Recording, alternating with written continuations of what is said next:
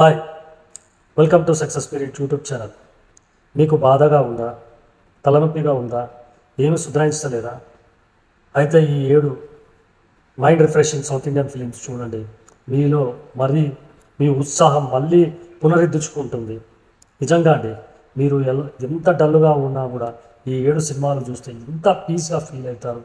మనసు విజయ్ సేతుపతిది సూదు కవం తమిళ్ సినిమాను చూడండి, నిజంగా చాలా బాగుంటుంది. ప్రేమలు మలయాళం సినిమా చూడండి, ఎంత రిఫ్రెష్గా ఫీల్ అవుతారు.